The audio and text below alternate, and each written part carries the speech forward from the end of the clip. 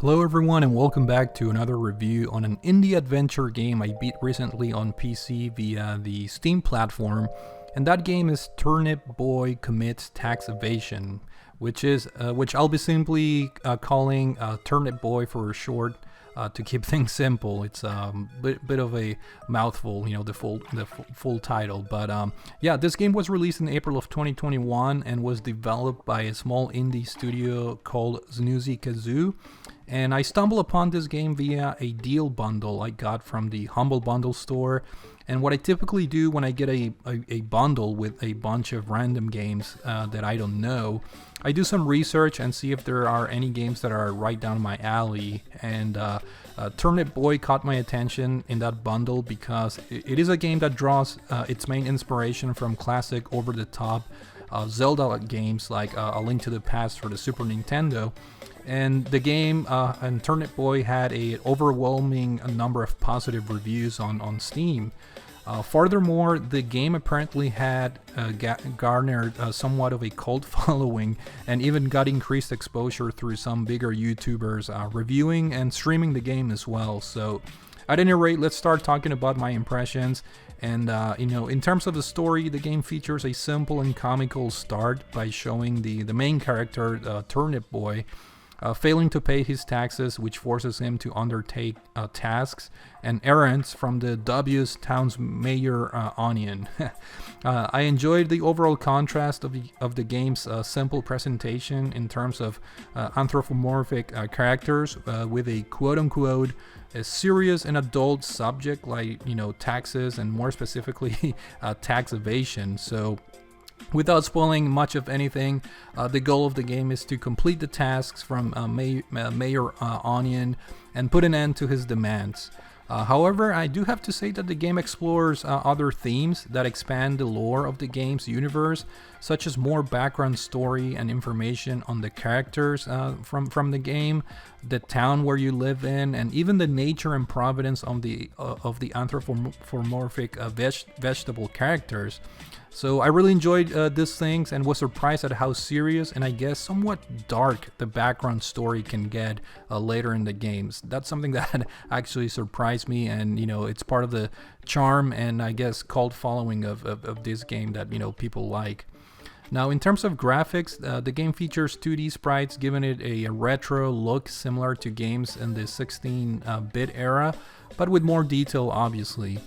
The inspiration from classic Zelda games is evident in terms of the colorful environments and even specific locations.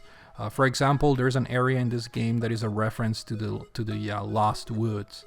Now, each character in the game has their own text dialogue art whenever you talk to them, which is pretty cool. But overall, the graphics are good considering what the game is aiming for, and considering the fact that this is an indie game, it has pretty cool retro graphics. In terms of sound, this game unsurprisingly does not have any voiceovers, so it relies on what I think it's a decent soundtrack. Nothing really stuck out for me, but the tunes in the game were adequate and decent, as I mentioned. As far as gameplay, gameplay-wise, the game plays from an above-ground view, like some of the classic adventure and RPG games of the 16-bit era. Combat is action-based, and you basically use hand weapons like swords and shovels to inflict damage on enemies. There is a decent amount of enemy variety in the game. However, I think one of the low points of this game is the lack of incentive for the player to engage in combat with the overworld enemies. You see, in games like Zelda: A Link to the Past, for example, defeating enemies allows you, the player, to obtain currency, rupees in the case of Zelda, and or refill for your magic potions and things of that nature. Now, since Turnip Boy doesn't have either of those things, the only quote-unquote reward is that you might get hearts to replenish your health. However, if your health meter is already full, there are literally no reasons to engage in combat with the enemies. And personally, I found myself running past and avoiding them completely for good portions of the game when my health was full. So speaking of running past enemies, this is another perhaps negative or low point in the game in regards to the fetch quest nature. You will find yourself performing a ton of errands for the different NPCs, both in terms of the main story as well as side quests that could potentially unlock important extra hearts to increase your health, which is pretty cool. 2 cosmetic upgrades in the form of hats, and finally in the form of collectibles that represent tax-related documents that yield achievements for ripping them apart, which I have to admit, it was pretty funny and fun to do over the course of the game. But yeah, the game has you going back and forth between sections several times, which can be very tiring, especially towards the end. The world itself is not very big, and there are only a few areas that you can explore. Certain areas have dungeons that are also on the short side. In fact, the game itself is not very long. It took me personally around 6 hours to complete the game, but I did go for all the achievements just because collecting and ripping apart the tax documents was very fun, and also allows you to get the true ending of the game. If you don't care about any of that stuff, you can beat the game in less than 4 hours pretty easily, I'd say. But yeah, going back to talk about the dungeons, they do get a bit more interesting towards the later part of the game, which is when you acquire certain items that you can carry in your inventory that are necessary to complete simple puzzle-like segments that end up adding a little bit more variety to the simple gameplay nature of the game. These items include, for example, a watering can and a portal-inspired like warp portal generator, which is pretty cool.